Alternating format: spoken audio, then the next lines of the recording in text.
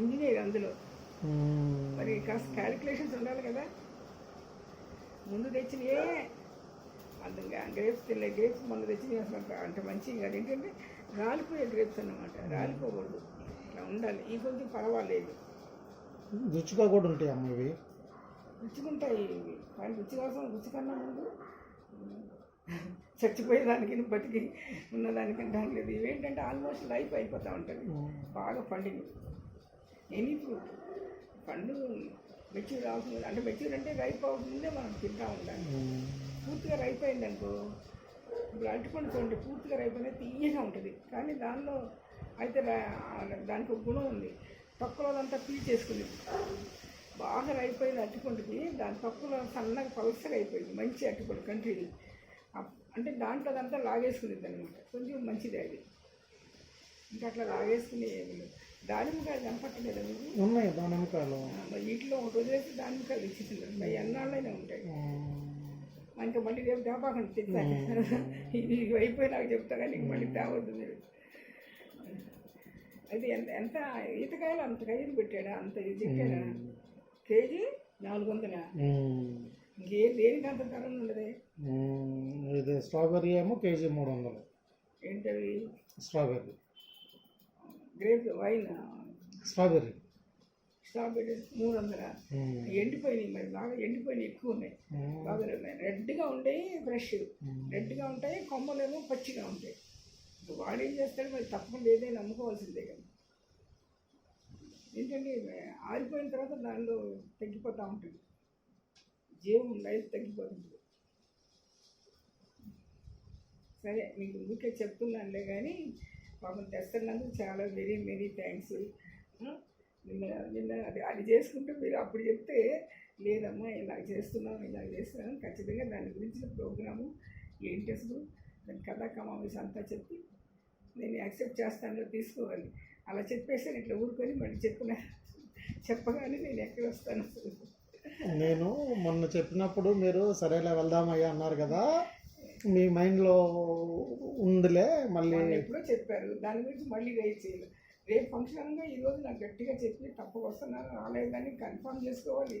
రావడానికి నాకు మనిషి కావాలి. మరి నేనేది అప్పుడు రమ్మని చెప్పానంటే మీరు అట్లా వస్తాం కాకుండా ఫిక్స్డ్గా మనం డిసైడ్ చేసుకోవాలి. వీళ్ళది ఫస్ట్ నేను పెళ్ళి ఉంది మీకు చెప్తున్నా. ఒకవేళ నేను వెళ్ళే పనికి ఆ ముందు రోజే వెళ్ళొద్దాం, అరవడేసి పెళ్ళి, రేపేమో ఫంక్షన్ ఇంట్లో. వాళ్ళు మళ్ళీ వచ్చి చెప్పలేదు. సరే వస్తారు తప్పకుండా, కానీ అందరూ నాకు పనులు ఏదో టైంలో వస్తానని మనం ఉంది. కానీ ఇప్పుడు నేను అప్పుడు మనిషి అంటే ఎప్పుడైనా మనిషి అంటుంటారు ఉండాలి. నడవడానికి నేను నడవలేకపోతున్నాను. కాళ్ళు నడుము నొప్పితోటి నేను ఎవరైనా చేయి పట్టుకుంటేనే నడవలేకపోతున్నాను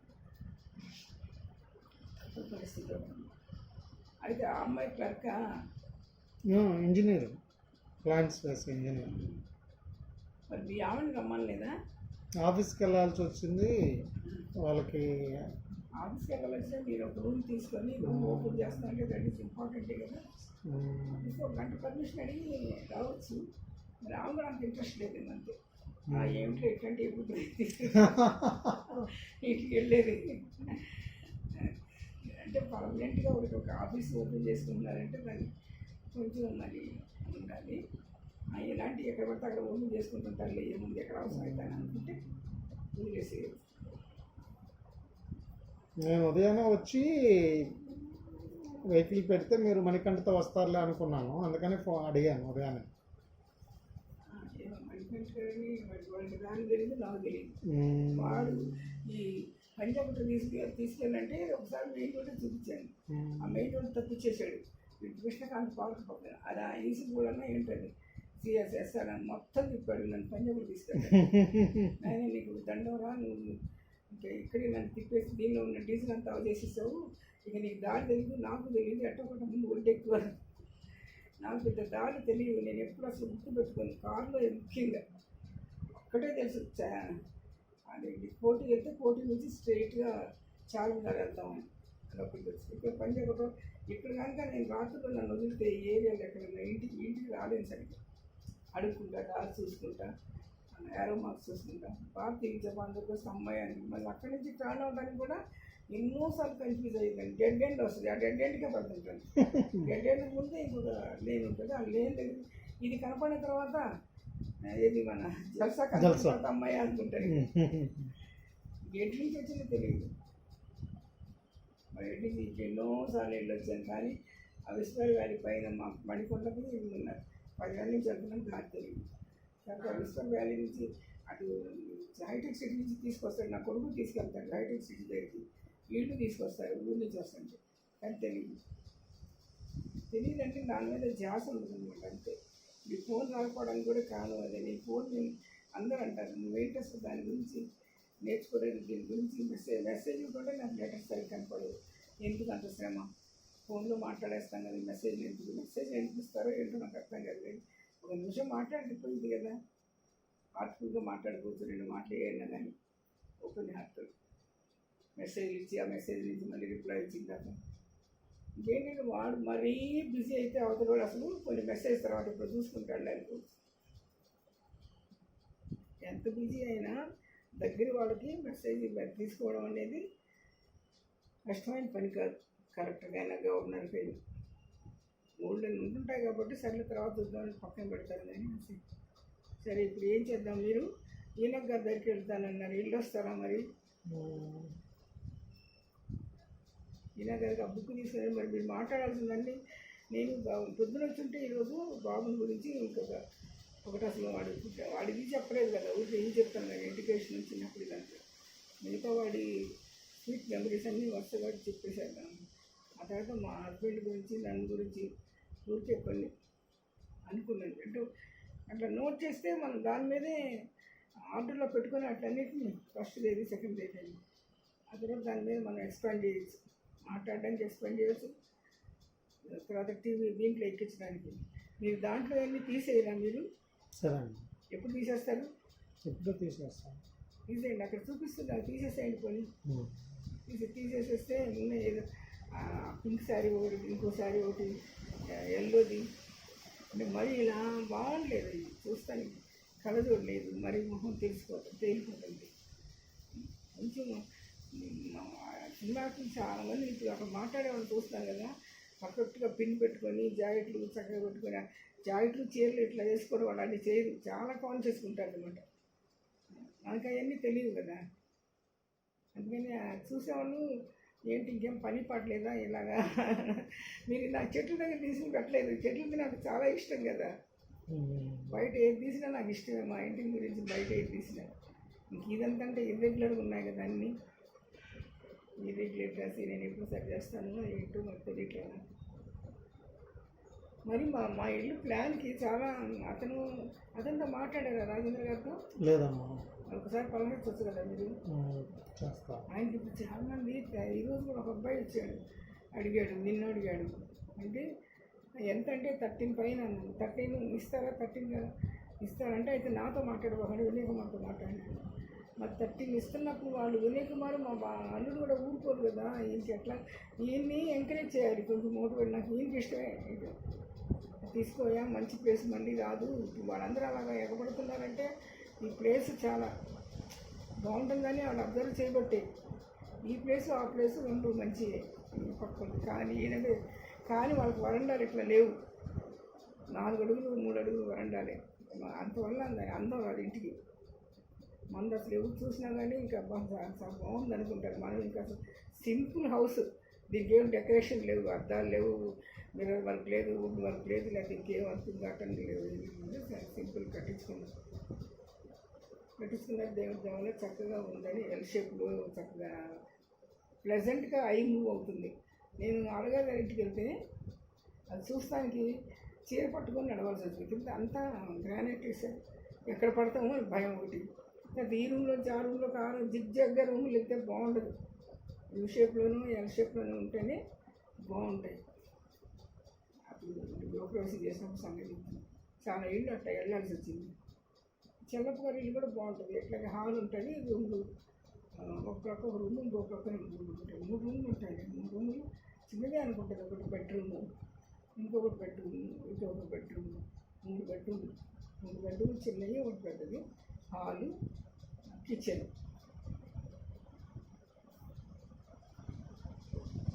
ఆయన స్కూల్ దగ్గర మా వాడిని తీసుకోమని బతిన్నారు 2 ఎకరాలు. వాళ్ళు స్కూల్ స్థలం కొనుక్కొని ఆ స్కూల్ గవర్నమెంట్ దీంతో పెట్టుకున్నారు. 100 కోట్లు ఇప్పుడు పైనే. ఒక్కొక్కటి 25 కోట్లు, 4 ఎకరాలు 4 కోట్లు, ఇంకా ఎక్కువ.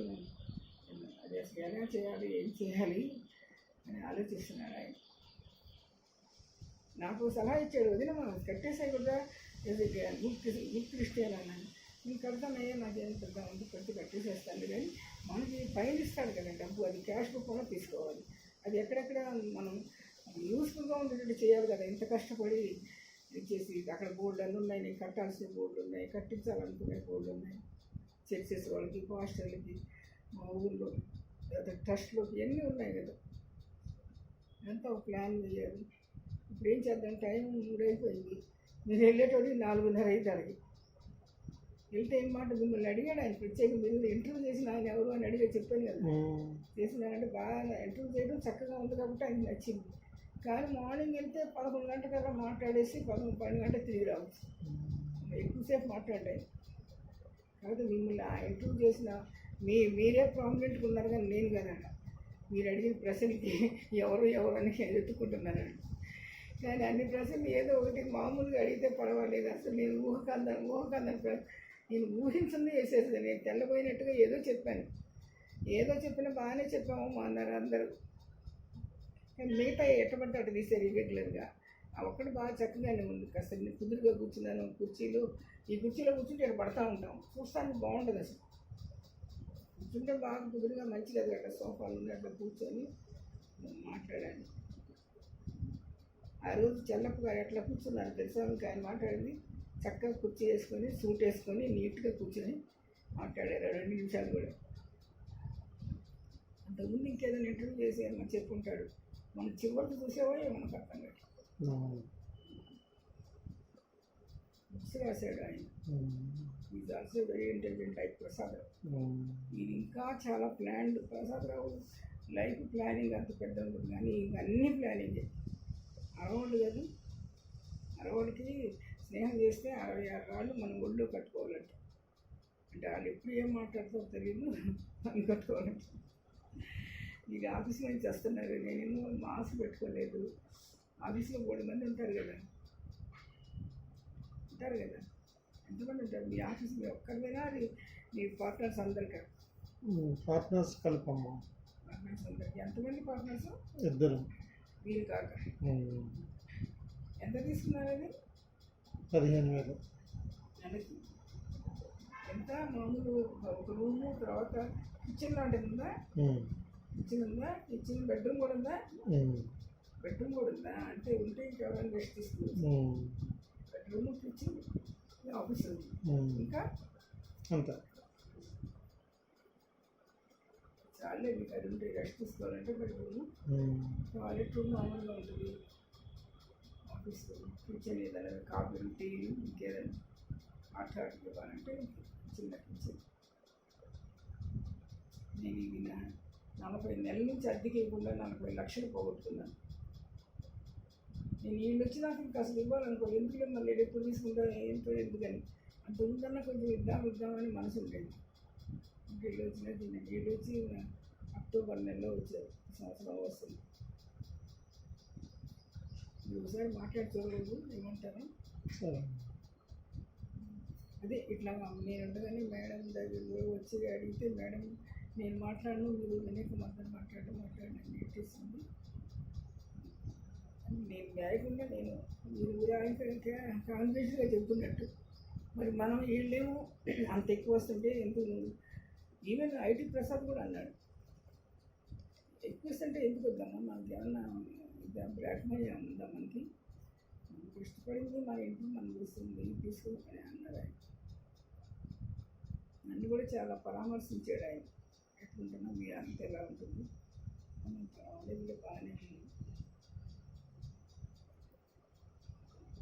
చెల్లప్ప గారు మాట్లాడారు. ఇందాక చాలాసేపు మాట్లాడేది చేశారు. ఆయన చేసినప్పుడు నేను లేను, తర్వాత వచ్చి నేను చేశాను. వదినమ్మా నేను ఫోన్ చేస్తున్నాను, మీ ఫోన్ రావడం లేదు అన్నాను. నేను లేని లేయా ఇక్కడ పెట్టేసాను. ఏంటో సరిగ్గా వాయిస్ సరిగ్గా నాకు క్లారిటీ రావట్లేదు వదినమ్మా. అన్నాడు. అంటే ఇది సిగ్నల్స్ రావు అన్నాడు. మరి మీకు రావాలంటే మీరు ఎవరైనా డ్రైవర్ని పంపిస్తాను వచ్చేవాళ్ళు ఈరోజు కాదు మరి రేపు కానీ ఎల్లుండి కానీ వస్తానన్నాడు. ఈరోజు ఏదైనా పని ఉందని వస్తానన్నాడు. రేపు వచ్చిన వాళ్ళు వీళ్ళ పెళ్ళికి వెళ్ళి రావాలి. ఇంకొకటి పక్కన అమ్మాయిని పెళ్లి కూతురు చేస్తున్నారు. 1-2 సార్లు పిలిచారు. నీకు మాకు ఫోన్ చేస్తానన్నారు. వాళ్ళు ఏమంటున్నారు, నీకు మరి అక్కడ లాక్డౌన్ తీసేస్తే కారు వేసుకొని రావాలని చూస్తున్నారు. లాక్డౌన్ ఉన్నా కానీ కొంత టైంలో రావచ్చు అనుకుంటా కదా బయటికి. నేనే రమ్మంటలేదు ఆర్టికల్ అసలు రమ్మని చెప్పడం లేదు అసలు. ఏంటమ్మా ఏంటి మరి ఏం చెప్తావు అంటున్నాడు కానీ నేను కట్ చేసేస్తున్నాను. ఎందుకంటే ఇల్లు అమ్మో ఇంక ఇచ్చేసేస్తే ఎప్పుడైతే మనం డబ్బు తీసుకున్నామో ఇంకా మనం మన నుంచి పోయినట్టే. అది ఆ క్షణం వస్తుందేమో గుండె గందరలాడుతుంది. పిచ్చి కళలు వస్తున్నాయి. మా వారు వచ్చారు, నా కొడుకు వచ్చారు, మా అక్కయ్యలు వాళ్ళు 3 వచ్చారు. ఇంటి వారు మా అక్కయ్యలు చెల్లి తెల్లవారినాకే వచ్చారు. 4:30కి 5:30కి.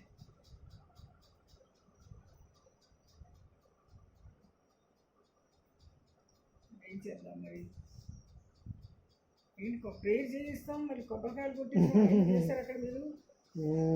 డాక్టర్ నోవా అదే అని అడుగుతాడు. ఒకసారి ప్రార్థన కానీ చాలా గొప్పగా పిలిచారంట. సరే ఈ పాపం అన్ని ఊరుకొని ప్రార్థన చేస్తానికి వెళ్తే శుభ్రంగా కొబ్బరికాయలు కొట్టించేసి అక్కడ ఉన్నాయంట. ఇదేంటమ్మా మళ్ళీ మీరు అది ఇది కూడాను మరి నేను ఎలా చేయను అన్నాడంట. జన్నార్దన్ అంటే మన వాళ్ళు ఏమన్నా సెంటిమెంట్స్ ఉంటాయి. ఈ ప్రతి రూమ్కి కొబ్బరికాయ కొట్టించాడు మా ఆయన. నేను ప్రేయర్ చేయించుకున్నాను. నేను ఒక రోజు గృహప్రవేశం చేశాను. ఫస్ట్ నేను చేశాను. ఆయన ప్రేయర్ ఆయన చేయించాడు కదా, ఆయన ట్రెడిషన్లో ఆయన చేయిస్తాడు. ఆయన చేయించేసాను. దానికి వస్తారు అన్నిటికీ వస్తారు. పిలిచానంటే వచ్చారు. తర్వాత అందరూ మా బీసీ పాల్ గారు వచ్చారు, ఇంకా వచ్చారు, ప్రేయర్ చేశారు. మేమందరం మా బ్రదర్స్ వాళ్ళు వచ్చింటాను కొట్టాను. తర్వాత ఇంకొక రోజు అదైపోయింది. 31st డిసెంబర్ని చేయించేశాను. 31st లోపలే చేయించాలి, 31st లోపలే చేయించాలి. ఇక తర్వాత 4 నెలల తర్వాత మళ్ళీ ఆయన ట్రెడిషనల్గా మొత్తాన్ని ఒక సముద్రాన్ని పిలిచి చేశాడు పెళ్ళిలాగా. ఇంకా అవే పెళ్ళిళ్ళు అనుకోండి. మా షష్ఠి ఉత్సవం మా పెళ్ళి కన్నా 10 రెట్లు గొప్పగా జరిగింది. షష్ఠి ఉత్సవం మాకు పెళ్ళిలాగా చేశారు. మళ్ళీ విజయవాడ షష్ఠి ఉత్సవం అయిపోయింది. 8 రోజులకి 8వ తారీఖున కృష్ణా జిల్లా వాళ్ళు ఈస్ట్ వెస్ట్ గోదావరి అంతా అసలు చెప్పలేను ఫోటోలు ఉన్నాయి కదా. ఏదో మాకు సన్మానాలు పెద్ద పెద్ద సన్మానాలు చేశారు. చీరాలు, కర్నూలు, విజయవాడ, అసెంబ్లీలో ఇక్కడ అసెంబ్లీలో ప్రెస్లు ఎక్కడెక్కడ ఉన్నాయి అక్కడంతా అసెంబ్లీలో చేశారు. తర్వాత మళ్ళీ సెక్రటేరియట్లో కర్నూలు, విజయవాడ, వైజాగ్ నా భూతో నా భవిష్యత్తులాగా చేశారు. ఆయన రిటైర్మెంట్ ఫంక్షన్. ఆయన అంటే చాలా అభిమానం, ప్రేమ. కానీ ఆయనకున్న బ్యాడ్ హ్యాబిట్స్ 2 అవి అందరికీ తెలుసు. ఎందుకంటే మాంసం తిని ఎముకలు మేడ కట్టుకునే రకాలు మన రకాలు. ఆయనకు కాన్ఫిడెన్స్గా ఉన్నవాళ్ళు ఉన్నారు. అలా బాబురావు అట్టాగా బయటపడ్డాడు. ఈయన డీసెంట్గా డిగ్నిఫైడ్గా ఉంటాడు కానీ మరి డ్రింక్ చేస్తాడని అందరికీ తెలుసు. టూ మచ్గా చేస్తారని ఫంక్షన్స్ అంటారు. బాగా తాగేస్తుంటారు. వాళ్ళ వాయిస్ వాళ్ళ మాటలు తెలుసుకుంటారు. మిగతా వాళ్ళు కూడా ఇంకన్నా ఎక్కువే తాగుతారు. అరవిందరావు, శివశంకరు వీళ్ళంతా ఉన్నారు. దినేష్ రెడ్డి వీళ్ళంతా తాగుతారు. వాళ్ళు అసలు కథలు. మా ఆయన 2వ సిప్పు తాగి 3వ సిప్పు వేసుకుంటేనే ఇంకా ఆ మాటలు అన్నీ తడబడిపోతాయి. అంటే స్పీడ్గా వచ్చేస్తుంది. అసలు పాపం ఆయన వచ్చిన సర్వీస్ కోసం కొత్తలో డ్రింకింగ్ తెలియదు. ఆ ఫ్రెండ్స్ వాళ్ళు నెల్లూరులోనే తాగి వెంటనే వాంతి చేసేసుకొని నాన్న బీభత్సం చేశాడట. వాడు చెప్పాడు నేను పనివాడు. ఇంకెంతగా ఈ లేడీస్ ఇన్ఫ్లుయెన్స్ తోటి ఇంకా మరి 1 కోటి రూపాయలు వచ్చింది. 1 కోటి రూపాయలు 1 రూపాయి మాకు కట్టకుండా ఇచ్చేసాడు అందరికి. ఆయన అనుభవించలేదు.